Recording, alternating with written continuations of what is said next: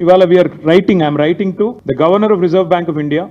I am also writing to the Serious Fraud Investigation Office, Ministry of Corporate Affairs, Government of India. I am also writing to the SEBI. SEBI ఎందుకు రాస్తున్నాను అంటే ఆ beacon అనేవాడు beacon trusteeship అనేవాడు he is already a member of the stock exchange.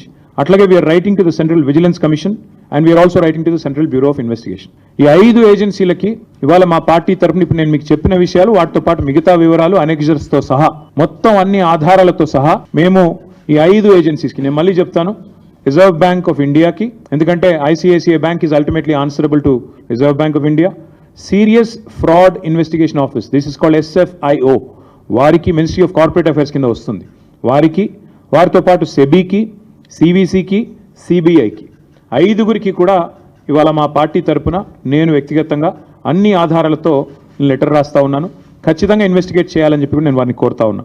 ఇక్కడ ముఖ్యమైన point ఏమంటే ఈ మొత్తం కుంభకోణం వెనకాల రేవంత్ రెడ్డి గారికి అండగా బ్యాక్గ్రౌండ్లో నిలబడ్డది ఈ అంతా మేనేజ్మెంట్ అంతా చేసింది ఒక బీజేపీ ఎంపీ. ఆ బీజేపీ ఎంపీ గారికి ఈయన కూడా కొంత అనుచితమైన లబ్ధి చేకూరుస్తున్నారు రాష్ట్ర ప్రభుత్వం ద్వారా. ఎందుకంటే క్విడ్ ప్రోకో కదా నేను ఇది చేస్తాను నాకు అది చేయాలి అది జరుగుతూ ఉంది. ఇప్పటికిప్పుడు నేను దొంగ చేతికి తాళాలు ఇవ్వను. ఎంపీ గారి పేరు నేను బయట పెడతాను, నెక్స్ట్ ఎపిసోడ్లో బయట పెడతాను.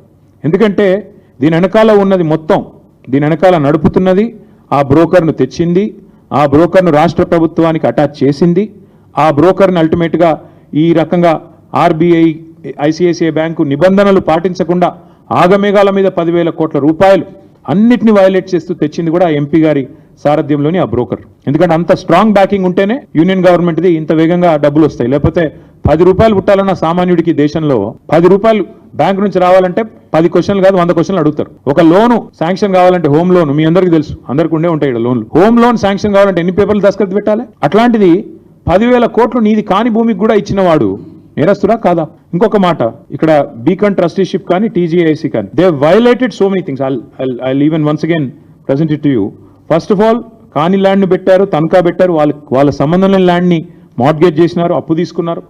అట్లాగే knowing fully well this land is litigated తెలుసు వాళ్ళకి, ల్యాండ్ లిటిగేషన్లో ఉందని తెలుసు, లిటిగెంట్ ల్యాండ్ అని తెలుసు, HCU ఆల్రెడీ క్లెయిమ్ చేస్తుందని తెలుసు. ఇన్ని తెలిసి కూడా కేవలం పైన అసలు ఒక్క ICICI ఎవడైతే 10,000 కోట్లు ఇచ్చాడు have they come for field inspection? అసలు భూమి ఉందా లేదా అని వచ్చారా? మీకు ఫ్లాట్ ఉంటే దాని మీద మీరు ₹1 కోటి అప్పడిగితే వచ్చి బ్యాంక్ వాడు చూసుకొని పోతాడా లేదా? అసలు ICICI బ్యాంక్ వాడు ఎవడైనా వచ్చాడా ఈ భూమి మీదకి? ఈ భూమి కాడికి వచ్చిండా? ఈ భూమి నిజంగా TGICదా కాదా అని చెక్ చేసిండా? ఏదీ జరగలేదు.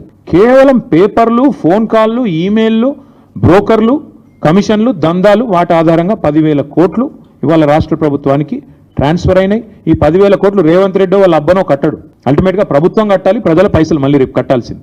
రేపు వచ్చే ప్రభుత్వం మళ్ళీ మాదే, అవసరమైతే మరి మేము కూడా దీన్ని చూడాలి ఏం చేయాలో.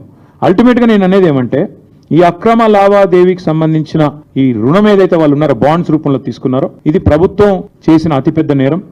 2 ప్రైవేట్ సంస్థలు కుమ్మక్కై సేకరించిన చేసిన ఆర్థిక దోపిడీ ఇది.